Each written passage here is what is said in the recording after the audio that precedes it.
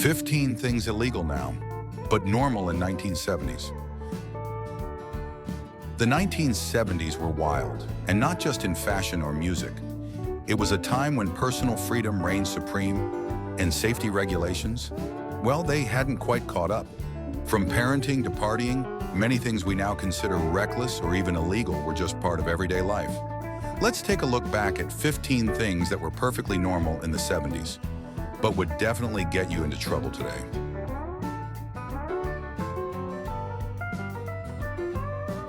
Number 1, riding in the back of a pickup truck.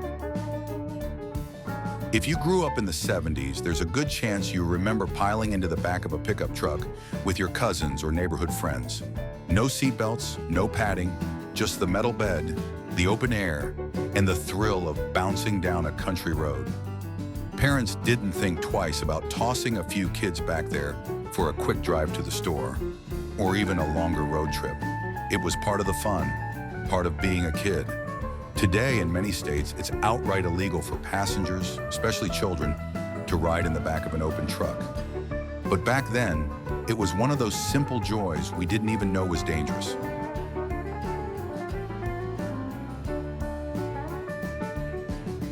Number 2, smoking in hospitals. It sounds unthinkable today, but in the 1970s, hospitals weren't smoke-free zones. They were just another place people lit up. Doctors smoked during consultations, nurses puffed away in lounges, and visitors could light a cigarette right in a patient's room. Some hospitals even had ashtrays in waiting areas and smoking sections in the cafeteria. Cigarette machines weren't just for bars, they stood in hospital hallways. Back then, the health risks of smoking were just becoming widely known. But old habits died hard. Today, with strict no-smoking laws and awareness of secondhand smoke, the very idea of lighting up in a hospital feels shocking. But in the 70s, it was business as usual, just part of the smoky air of everyday life.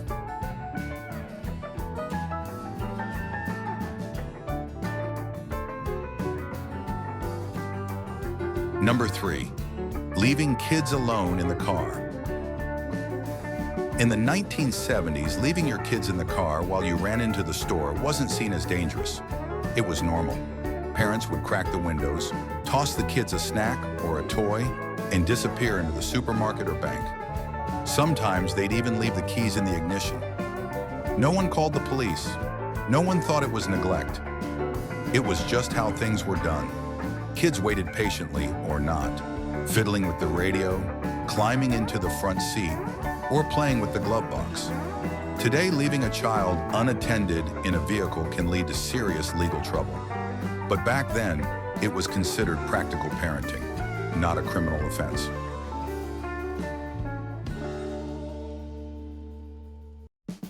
Number 4, riding bikes without helmets. In the 1970s, every kid had a bike, and not one had a helmet. Whether it was a banana seat cruiser or a BMX-style ride, safety gear just wasn't part of the picture. Parents didn't worry much. Biking was seen as harmless fun. Kids raced down the steep hills, built makeshift ramps, and played chicken without a second thought. A skinned knee or elbow was expected, maybe even a rite of passage. Helmets were rare and often mocked as uncool. Today, bike safety is a serious matter, with many states enforcing helmet laws for children. But back then, you weren't a real rider unless you had the wind in your hair, and maybe a few bandages on your shins. Number 5, drinking and driving casually. In the 1970s, drinking and driving wasn't taken nearly as seriously as it is today. It wasn't unusual to see someone cruising down the road with an open beer in hand, and nobody batted an eye. Bars had spacious parking lots for a reason, and many small-town folks thought nothing of having a few before heading home. Some vehicles even came equipped with built-in ice chests for cold drinks on the go. DUI laws existed, but enforcement was inconsistent, and attitudes were far more relaxed. Today, a single drink before driving is a serious legal and social offense. But back then, a cold beer and a warm engine were just another Saturday night ritual. Risky, yes, but widely accepted. Number 6. Corporal punishment in schools. In the 1970s, getting paddled at school was a real possibility, and most parents were fine with it. If you talked back, got into a fight, or disrupted class, the teacher or principal might reach for the paddle. Some schools kept one hanging in plain sight as a warning. Discipline was swift, and it wasn't uncommon to hear the phrase, "You'll get it at school, and again when you get home." Today, corporal punishment is banned in many states and widely considered abusive. But back then, it was just how order was kept. For many kids, the fear of that wooden paddle was more effective than detention, and a memory they haven't forgotten since.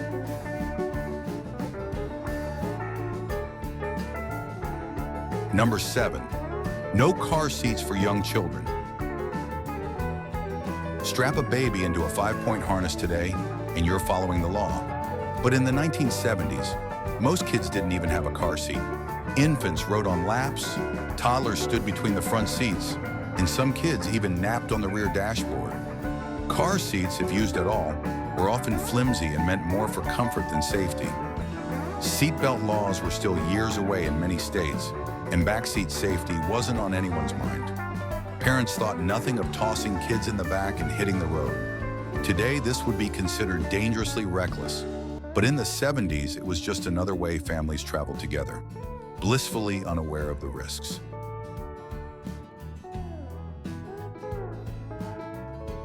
Number 8.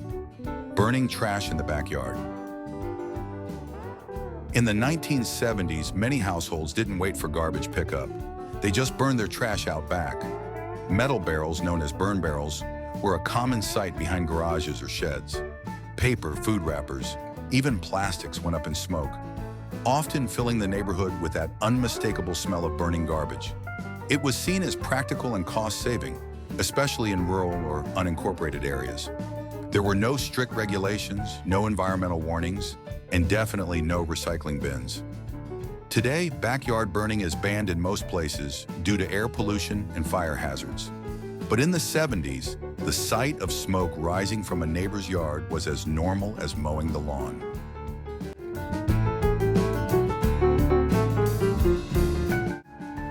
Number 9. Parents smoking around kids, even in the car. In the 1970s, smoking was everywhere, including inside the family car with the kids in tow. Parents lit up during road trips, school pickups, or quick drives to the store. Ashtrays came built into every door and dashboard, and no one gave a second thought to the cloud of smoke drifting into the back seat. Babies and toddlers rode along, breathing it all in, windows barely cracked.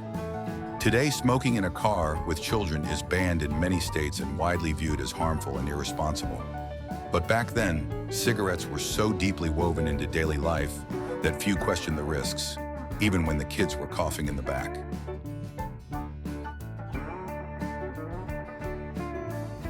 Number 10. Fireworks in the neighborhood streets. Come summertime in the 1970s, especially around the 4th of July, neighborhood streets lit up with backyard fireworks. Kids shot off bottle rockets, firecrackers, and Roman candles right on the pavement. No permits, no adult supervision, and certainly no safety gear. The louder and brighter, the better. Neighbors would gather to watch homemade shows, sometimes with a grill going and music blasting from a boombox. Minor burns and backyard fires were shrugged off as part of the fun. Today, most states regulate or ban personal fireworks, and police patrols enforce it. But in the 70s, the streets were your launch pad, and every kid was a part-time pyrotechnician.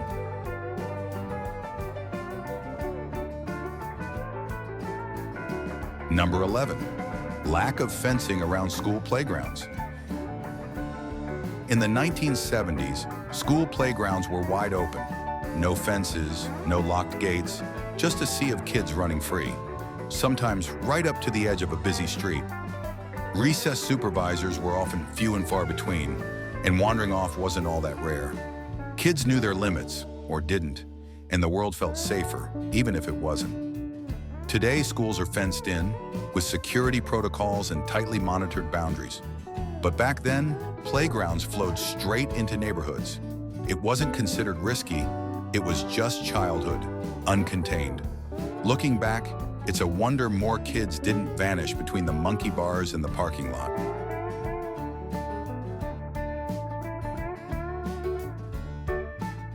Number 12, playing with lawn darts, jarts.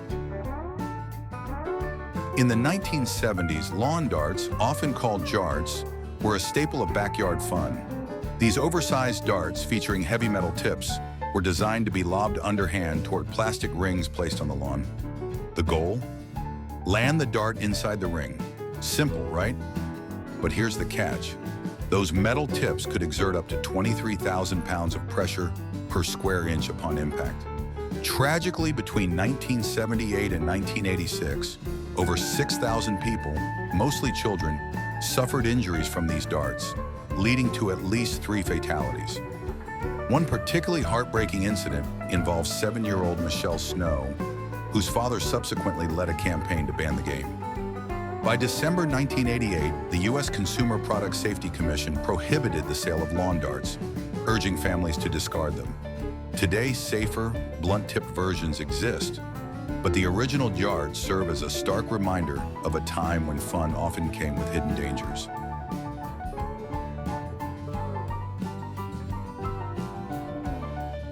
Number 13, playing with realistic toy guns. In the 1970s, toy guns were a staple of childhood play. Cap guns, modeled after real firearms, produced loud pops and smoke, making games of cops and robbers thrillingly lifelike. These toys were often made of metal, with intricate designs that closely resembled actual weapons. Children would holster them in plastic belts, emulating their favorite TV cowboys or action heroes. However, the realistic appearance of these toys led to growing safety concerns. By the late 80s, regulations mandated bright colors or orange tips to distinguish toy guns from real ones. Today, many parents opt for less realistic alternatives, mindful of the potential dangers. But back then, a shiny cap gun was a coveted treasure, symbolizing adventure and imagination.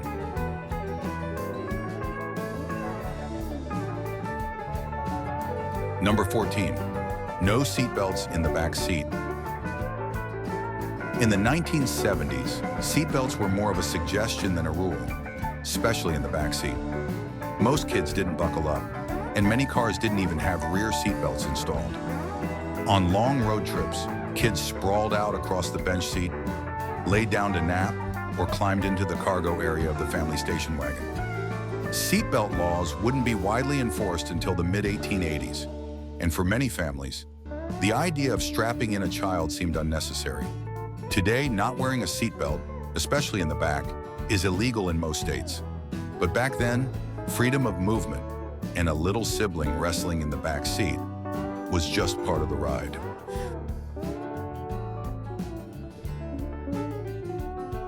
Number 15, lead in paint and gasoline. In the 1970s, lead was everywhere, on our walls and in our fuel tanks.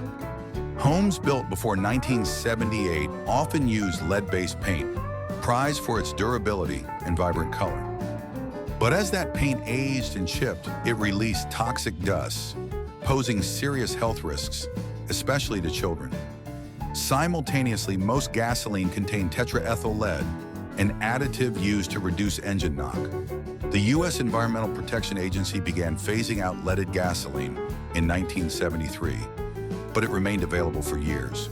Today, both lead-based paint and leaded gasoline are banned due to their harmful effects. But back then, they were just part of everyday life, unseen dangers hiding in plain sight. Looking back, it's clear the 1970s were a different world. Less regulated, more carefree, and sometimes dangerously naive. From riding in open truck beds to lighting fireworks in the street, we lived with fewer rules and more risks. Some of it was fun. Some of it, we now know, was harmful. But for those who lived it, it was a time of freedom, discovery, and unforgettable memories. Thanks for joining us on this trip down memory lane.